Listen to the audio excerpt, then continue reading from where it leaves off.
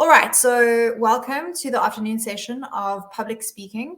My name is Carla Brown. I'm a communications professional and I specialize in sustainable development communications, but I have a history in forestry communications, specifically sustainable forest management related communications with FSC. I was the communications program manager for FSC for a number of years. I'm sure you're all familiar with them. And so this is a topic that's very close to my heart, and I'm very happy to have the opportunity to kind of indulge in this topic that I really care a lot about. I'm also passionate about public speaking. It was a massive fear of mine that I've personally had to work to overcome. So I'm always very happy to help other people to also overcome this fear. So before we get started, I would like for you to please have with you a notepad or a piece of paper with a pen, or an open Word document, or even the Notes app on your phone will be okay. It's probably not ideal, but if that's all you have, then that will also do, because I'm going to be asking you to take notes and to write some stuff down. And that's going to be what you're going to use to build a speech for the practical part that we're going to do later. So if you don't take the notes, then that's going to be a problem because you're going to struggle with the end part. So please do that. So I'm going to give you a second to grab that. And then in the meantime, this session is fairly relaxed. We're here to have fun. This is a safe space. So I have a Menti quiz that I would like you to participate in if you can, because this is very helpful for me just to know what you want to get out of the session today. So let me share my screen and I will throw up the Menti code and the Menti quiz. Hold on 1 second, please. Share.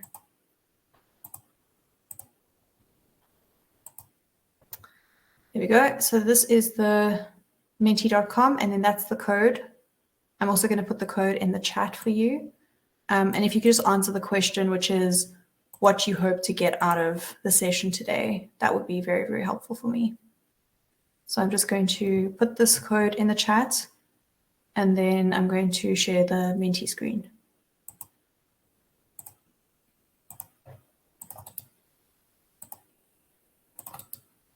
Oh, it's not pasting. There we go.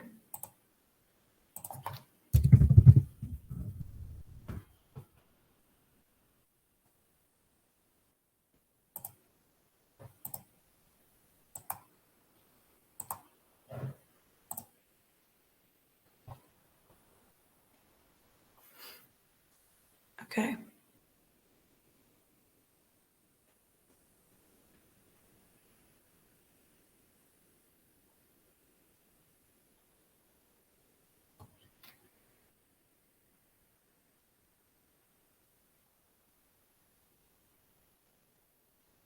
Mm-hmm.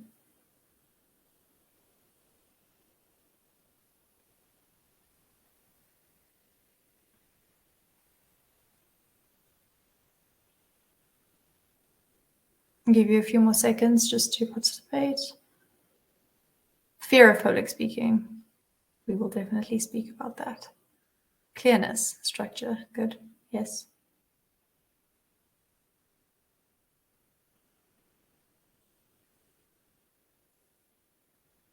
A few more seconds if you want to add something.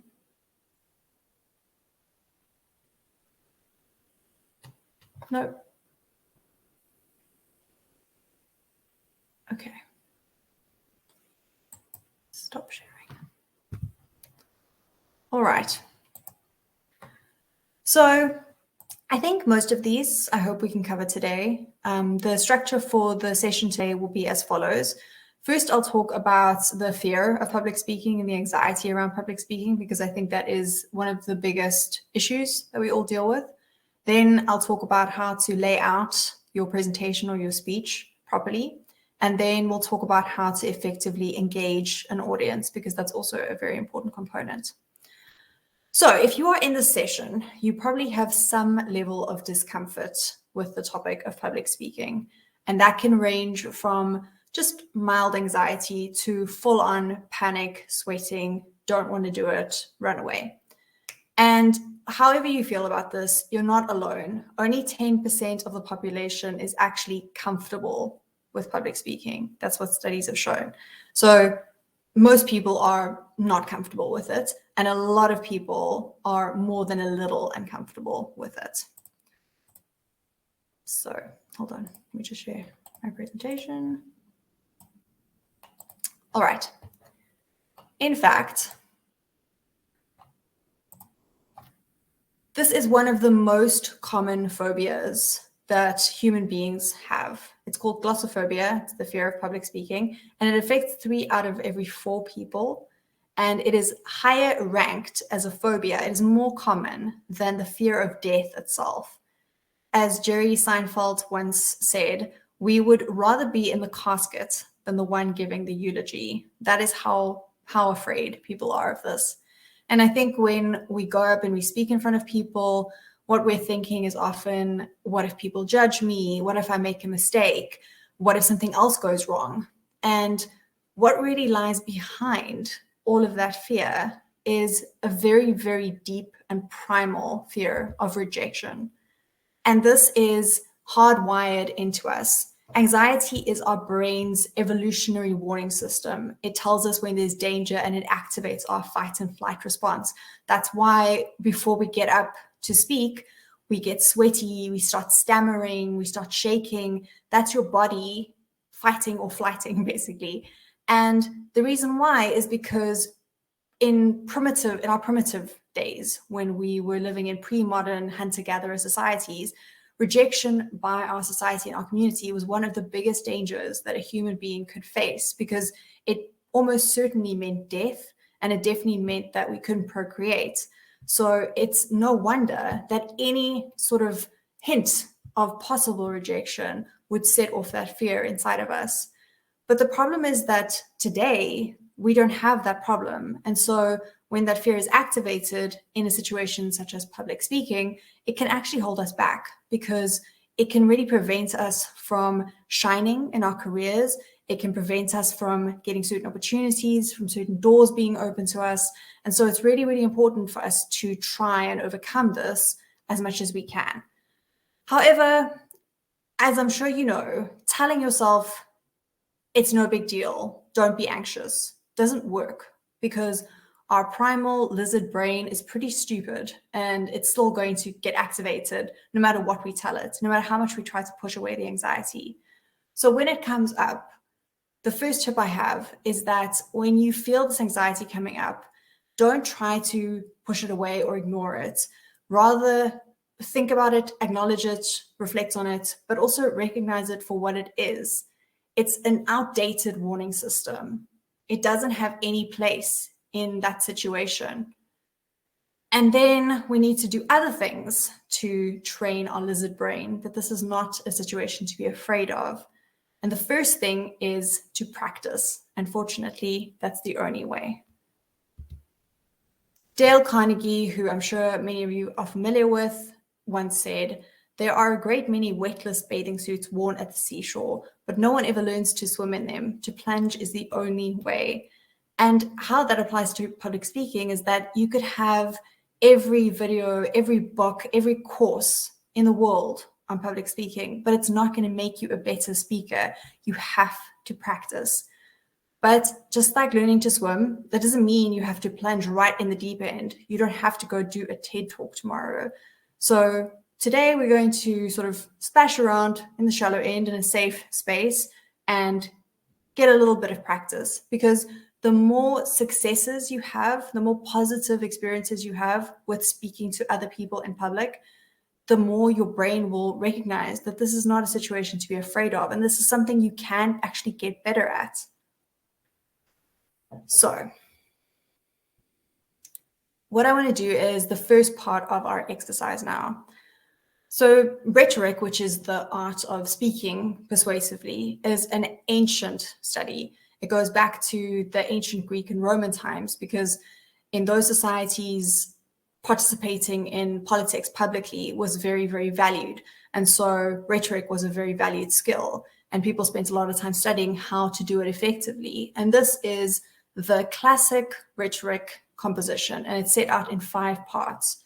Firstly, you get your introduction to your topic.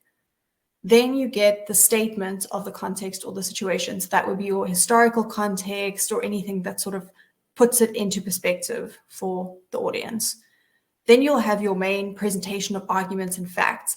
And the thing is, this may seem like common knowledge, but often people jump right into this third bullet point without even starting it out properly. So often you'll see presentations, and if you actually look for this, you won't see this. You won't see this composition, and that's a problem. So you'll do your arguments and facts, and then you'll look at what the counter arguments are, and you will refute them. You'll state why you don't agree with it, and you'll present facts to the contrary. And then you will end with your conclusion, wrap it up. So what I want you to do right now with your note or your notepad or your Word document is to think of a topic that you are passionate about and that you know a lot about. So something that you can speak on quite confidently, because you're going to be doing a speech on this later. And this can be forestry related, of course, but it doesn't have to be. It can be a hobby, it can be a band you like, it can be a sport you play, it can be, I said earlier today, mushroom gathering, if that's something that, I don't know, you like. And you will write one sentence or maybe two if you need to on each of these points. So for example, if I were to take mushroom gathering as an example, the introduction could look something like, mushroom gathering is a skill that is practiced as a hobby, but it is also very useful as a survival skill in the wilderness. And then I would go into more of the context of the situation, the history of mushroom gathering, how I got involved with it, why it's a great thing, why other people don't like people gathering mushrooms and why that's not relevant. And then I would conclude. So I'm going to give you about 10 minutes so one sentence for each point, and then we'll move on. So 10 minutes starting now.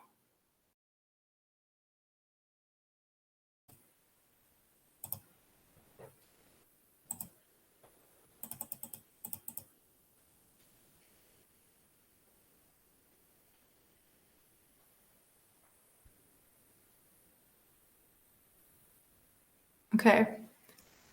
I think I've unmuted myself. If I haven't, then let me know. But I hope you've made some progress with that. And now that we have the fear of public speaking that we've spoken about, and we've set out our speech and we've spoken about the classical arrangement of rhetoric, we are now going to talk about something that is very often overlooked in a speech, but is very, very important. And that is engaging your audience. Because even if you have a fantastic speech with a lot of great content, even if you're confident, if you're not delivering it in a way that's actually engaging your audience and they're checking out, then it's pointless. So this is really important. And this is something that the people we know from history as great speakers do very effectively. So we're going to be looking at a couple of these people and snippets from speeches that have made them famous. And then we'll be looking at what makes them so effective. So we'll start out with the earliest example that I have. This is Thomas Henry, and this was part of his speech to argue for civil war for the USA. And he said, "Give me liberty or give me death." I'm sure you've heard this quote. Then we look at Mahatma Gandhi. He was, by the way, a very, very notorious glossophobe, which means he was afraid of public speaking, but he was still a very, very effective speaker nonetheless. And when he was making his speech for India's independence, what he said was, "The mantra is do or die. We shall either free India or die in the attempt. We shall not live to see the perpetuation of our slavery." And then we look at Nelson Mandela. This was his very famous speech during his trial.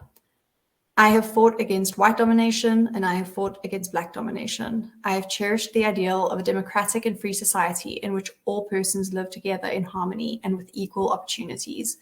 It is an ideal which I hope to live for and to achieve. But if needs be, it is an ideal for which I am prepared to die." All right. So these are all very effective speakers, very effective speeches. And what makes them so effective? As I said, rhetoric goes back, or the study of rhetoric goes back to ancient Greece and Rome. And what Aristotle identified were three primary modes of appeal to actually effectively persuade your audience. And he called these three modes, or these three proofs, artistic proofs. And the reason why they were called artistic proofs is because they required some sort of art or skill to pull off from the speaker themselves. And that's contrasted with non-artistic proofs, which don't really require that much skill from the speaker. It relies very much on facts, statistics, testimony, etc. So let's look at the first of these proofs. Aristotle called this logos, which is appeal to reason or logic. So this uses logical reasoning to convince your audience. So for example, if I was making an argument for democracy, pro-democracy, what I might say, which uses this proof, would be something like, democracy always promotes the best interests of the majority of people in any decision because everyone in the group can advocate for their interests and decisions are made by majority consensus. Logical reasoning appeals to logic. Then you have ethos, which is the ethical appeal. And that actually establishes the credibility of the speaker himself or herself. So for example, this is not my biography, but if it was, this is something that I would say. In 50 years of studying the governments of nations on every continent, I have found that the more democratic the government, the happier the people. So this proof relies on the experience, the credibility of the speaker as an expert in that topic. And that's why people should believe them and be persuaded by their argument. And then the third proof is pathos, and that is appeal to emotion. And this is evoking emotion with what you're saying, which is either positive or negative. So something I might say, arguing for democracy, that evokes this would be, what is the alternative to democracy? Every man, woman, and child cowering in terror under the brutal rule of another Hitler, another Stalin. Not one home will be safe from the power of the state. So if we look at the examples of speakers that we went through, so those three examples, they all have something in common, and that is that they use one proof very, very effectively and comes up very strongly. And that is this final proof, pathos. It is often overlooked in speeches because people don't want to rely on this, but it is what makes effective speakers as effective as they are. And the way they achieve this is through contrast. Contrast is very, very powerful. So they use two extremes, they contrast it in their speeches, and that is how they get their emotive point across. So, for example, give me liberty or give me death. The mantra is do or die. We shall either free India or die in the attempt. It is an ideal which I hope to live for, or it is an ideal for which I am prepared to die. Very extreme contrasts of situations, but it evokes very, very strong emotion. But what if your content and your speech doesn't have this type of contrast to highlight? What if you can't think of a contrast that you can highlight effectively to evoke that emotional component? There is one other way that you can do that, and that is through storytelling. Now, storytelling is very, very effective, and it's effective for very much the same reason that we experience that anxiety around public speaking, but I'll get to that. So let's look at an example of a very well-known and well-respected speaker who uses storytelling or used storytelling very, very effectively. And that is Martin Luther King Jr. in his I Have a Dream speech. So he said, 7 years ago, our fathers brought forth on this continent a new nation conceived in liberty and dedicated to the proposition that all men are created equal. I have a dream that one day on the red hills of Georgia, the sons of former slaves and the sons of former slave owners will be able to sit down together at the table of brotherhood. So if you look at how he starts this 7 years ago, this reminds you of the start of any story. Once upon a time, it was a dark and stormy night. It sets the tone. So it immediately triggers the response in your brain that you're about to listen to a story. So it activates that immediately.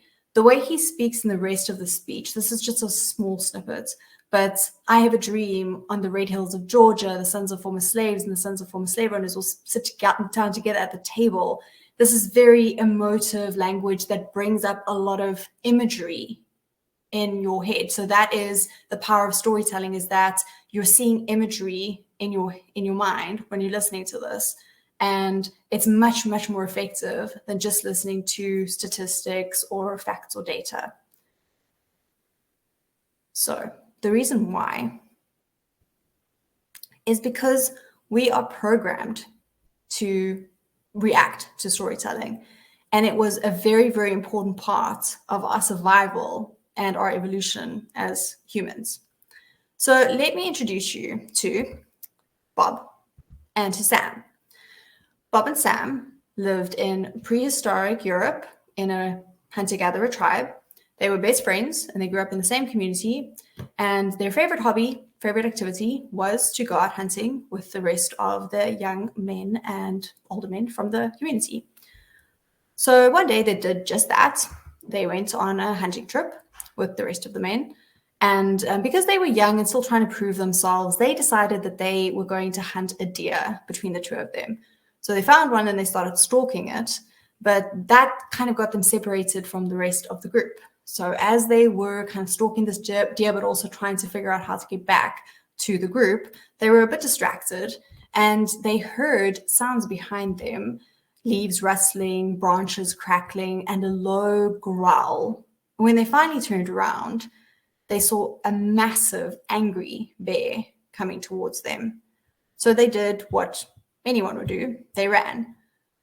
Sam saw a cluster of trees and he thought to himself, well, maybe I could climb up a tree and it wouldn't get me because the branches were quite high up. So he did just that. And the bear left him alone. And Bob was not so lucky. So Sam waited up in the tree for the bear to get bored and walk away, which it did. And he then climbed down and ran back to his community, where he told them the story of the branches crackling, the growl, the leaves rustling, poor Bob, and also the tree. And in hearing this story, the community learned the signs to look out for when they're outside, for when a bear is on the loose or on the way, which is the growling, the rustling, the branches cracking. And they also knew that if a bear was chasing them, they had a better chance of survival if they climbed up a tree. And in doing that, but many more of them were able to survive this predator. And the story was passed down from generation to generation, which means that more of them survived. Now, this is a very small example of how storytelling ensured our survival, but this is the way that knowledge was passed along and knowledge was remembered. And it was remembered effectively because it was in the format of a story. Let me show you why. So this is your brain on storytelling. When you hear a story, the first thing that happens is that dopamine is released. And this doesn't happen when you're listening to facts, statistics, etc. It only happens when you're listening to a narrative, like a story. So when you have dopamine released in your brain, what you're listening to is remembered more effectively and recalled in greater detail down the line. So it's a much better way to remember facts. The second thing that happens is mirroring, which is that the listener starts to experience the same brain activity as the speaker. And to prove this, they actually did MRI scans and they found that the brain activity actually changed and that they started mirroring each other. This is also why political speakers who are very good storytellers can sort of get a crowd of personality kind of swept up around them, because it's almost like brainwashing their audience effectively. And when you were listening to the story I was telling you about Bob and Sam, your brain activity was mirroring my brain activity. You can't help it. The third thing that happens is neural coupling, and this activates empathy. So what happens is that the story is turned into your experience, which means that you're able to put yourself in Bob or Sam's position. You're able to think what you would do in that situation and what you would feel in that situation. And that activates empathy, yes, but it also helps us to learn from other people's experience instead of having to go through that experience to learn ourselves, which is a very effective survival mechanism. And then the last thing that I want to highlight that happens is that when you're just processing straight up facts, only 2 areas of your brain are activated. Whereas if you're listening to a story, many more areas are activated, which also helps you to recall it and really, really helps you to remember it. So what I would like you to do is an activity now. And that is to, oh, sorry, this is one step ahead. Okay, how do you build a story? Because people often ask me, how do you make something that is very technical or something that doesn't really have a story component? How do you turn that into a story? And the most basic way to do this is to use the 3 C's of storytelling. The first is to have a character. That character can be you. So you can talk about the situation from your own perspective by giving your own background and the way you see things, and then make the audience actually connect with you as the protagonist. But it can also be an organization that you work for. Or it can be, if you're talking about policy, you can talk about somebody who is affected by that policy on the ground. So that can be your character, because people connect better with a main protagonist. Then there is a conflict. The conflict is a problem to be solved or a hardship to be overcome. And then that's also where your counter argument comes in, where you have your arguments and then your counter argument. That's the conflict. The conclusion is where that conflict is resolved. So how does that problem get solved?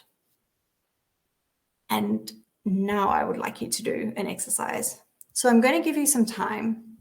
And what you're going to do is you're going to take the speech that you've just laid out on your topic of choice, but you're going to now incorporate the 3 proofs we spoke about. So just a reminder of what those are. The first is the logos, which is the appeal to reason. So it's the logical reasoning for why you take the position you take. Then ethos, which is the credibility of the speaker. So talk about your own credibility, why you are an expert in this topic, why you are a person that someone should listen to about this. And then pathos, which is the appeal to emotion. And you can use either a story to do this, or you can use contrast to do this. And in the last session, there was someone who actually did both. So you don't have to choose one or the other. I'm going to give you some time to do that. So I think this might take some time. So I'll give you about 15 minutes to do that. And then we'll have a short break. And then I will divide you into groups if we have enough people you'll go into breakout rooms regardless. And at that point, you'll take turns presenting to the other people in your breakout room. And once everybody has had a turn to present, then each person will give feedback to those people. And you should probably state at least one thing they did well and one thing you feel they can improve upon. If you choose to only focus on the positive instead of the negative, that is preferable to only focusing on the negative, because we are trying to create a positive experience for our brains here. And nobody completely sucks. Everyone has strengths to highlight. So let's think about that. Also, if somebody gives you critical feedback, please don't take it personally. We tend to, as people, interpret criticism. So for example, if someone says you speak too softly, they didn't say you're timid. They didn't say you're not credible. They just said, raise your volume a little bit. So don't interpret criticism more negatively than it's intended. That's also going to help a lot. So I'm going to copy and paste this exercise into the chat because I can't see the chat right now. I can only see my screen. So I'm going to minimize my screen, but paste this in the chat. And then if you have any questions, please post them in the chat. But otherwise, I'm going to give you, yes, as I said, 15 minutes, and then we'll take a short break, and then we'll go into a 5-minute break, and then we'll go into our groups.